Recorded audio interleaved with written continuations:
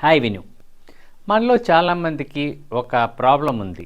మనం చాలామంది అంటూ ఉంటాం, నా గ్రోత్ని ఆపేది ఇంకొకరు అని చెప్తూ ఉంటారు కదండి.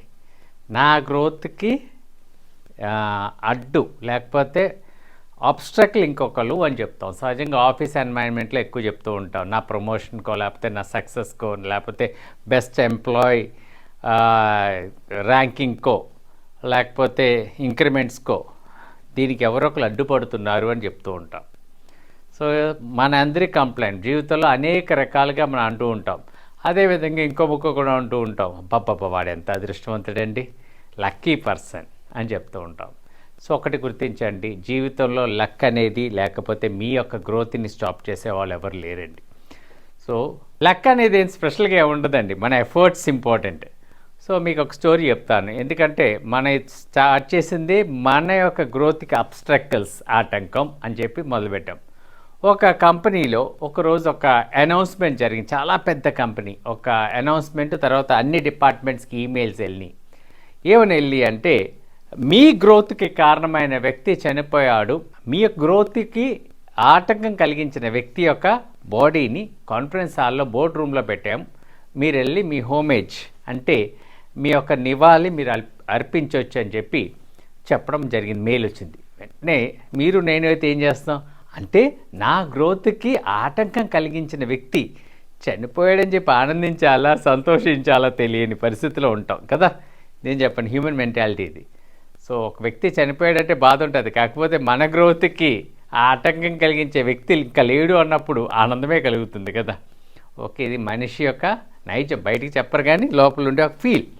సో ఏంటంటే అందరూ లైన్ కట్టారు, లైన్ కట్టి బోర్డ్ రూమ్కి వెళ్ళారు. బోర్డ్ రూమ్లో ఒక కాఫిన్ బాక్స్ పెట్టారు, అంటే శవపేటిక పెట్టారు. పెట్టిన తర్వాత అందరూ వెళ్ళి హోమేజ్ ఏంటంటే ఆ బాడీలో ఆతురత, లైన్లో ఉన్నారు, అందరూ లైన్లో ఉన్నారు, ఆతురత.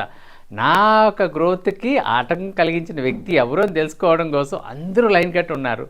ఆ కాఫిన్ బాక్స్ ఓపెన్ చేస్తుంది. దాంట్లో ఏముందో తెలుసా అండి, ఒక మిర్రర్ ఉంది, ఒక అద్దం ఉంది. మీకేం అర్థం తెలుసా, ఈ అద్దంలో చూసేటప్పుడు కాఫిన్ బాక్స్లో ఎవరి ముఖం కనిపిస్తుందండి, మన ముఖమే కనిపిస్తుంది. అంటే మీకేమర్థమైంది, మన యొక్క గ్రోత్కి, మన సక్సెస్కి లేకపోతే మన ఇంక్రిమెంట్కో లేకపోతే మన బోనస్కో మన టాప్ ఎంప్లాయ్ రేటింగ్కో లేకపోతే జీవితంలో సక్సెస్కో ఆటంకం కలిగించేవారు ఎవరండి, మనమే.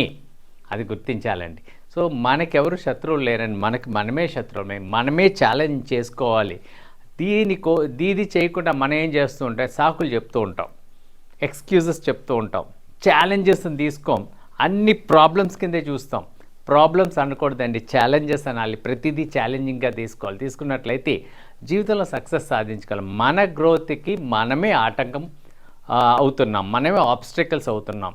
సో దయచేసి మీ గ్రోత్కి మీరు ఆబ్స్టికల్ అవ్వకుండా డిఫరెంట్గా ఆలోచించండి, చేయగలం. Innovative thinking, out of the box thinking, ఇలాంటి కాన్సెప్ట్స్ ఎప్పుడైతే మనలో ఉంటుందో. ఇంకొకటి, ఫెయిల్యూర్ని యాక్సెప్ట్ చేయడం నేర్చుకోవాలండి. సహజంగా మనం ఎప్పుడు ఫెయిల్యూర్ని యాక్సెప్ట్ చేయం, మనం ఎప్పుడు సక్సెస్ కావాలి, సక్సెస్ అవ్వాలి జీవితంలో అన్నట్టువే తప్పండి. యాక్చువల్గా ఎప్పుడైతే ఒక ఫెయిల్యూర్ ఉంటుందో జీవితంలో, ఎందుకు ఫెయిల్ అవ్వామన్నది మనం తెలుసుకొని సక్సెస్ వైపు పయనిస్తాం. ఇంకొకటండి, ఒక సక్సెస్ సాధిస్తే ఆ సక్సెస్తో ఎండ్ అయిపోకూడదు, నెక్స్ట్ సక్సెస్ కోసం కూడా ప్రయత్నించాలి. కాకపోతే వెంటనే సక్సెస్ గురించి కూడా మనం ప్రయత్నించకూడదు. ఒక సక్సెస్ మన జీవితంలో వచ్చిన తర్వాత ఆ సక్సెస్ని ఎంజాయ్ చేయడానికి టైం ఇవ్వాలి. ఇది చాలామంది ఇవ్వరు యాక్చువల్గా. ఉదాహరణకు ఒక మంచి కారు కొన్నాం, ఒక ప్రీమియం కారు కొన్న తర్వాత ఏం చేస్తామండి మనం, అది ఎంజాయ్ చేయకముందే మన కళ్ళు ఏమవుతాయండి, నెక్స్ట్ ఇంకొకరు ఒక కారు కొన్నారు కదా దానికోసం మనం పరిగెడతాం. సో దీంట్లో మాధుర్యాన్ని మనం ఎంజాయ్ చేయలేము, దాంట్లోని ఎంజాయ్ చేయలేము. సో దయచేసి అలా ముందుకు పరిగెట్టకండి. సో ఉన్న సక్సెస్ని ఎంజాయ్ చేయండి. తర్వాత ఇంకోటి, కంపేర్ చేయకండి. ఇంకోటి ఇదే వచ్చే మనలో ఉండే ప్రాబ్లం. మనం ఈ వీడియోలో మొదట చెప్పాను కదా, ఏంటంటే మన గ్రోత్కి ఎవరు ఆబ్స్టెక్లో నోట్ చెప్పాం, దానికి ఆన్సర్ ఇచ్చాం. నెక్స్ట్ ఇంకోటి ఏంటంటే లక్. మిగతా చూసి చాలా అదృష్టవంతుడు, చాలా లక్కీ పర్సన్, చాలా బెస్ట్, అన్నీ వాళ్ళకే ఉన్నాయని అనిపించే ఫీల్ మనలో ఉంటుంది.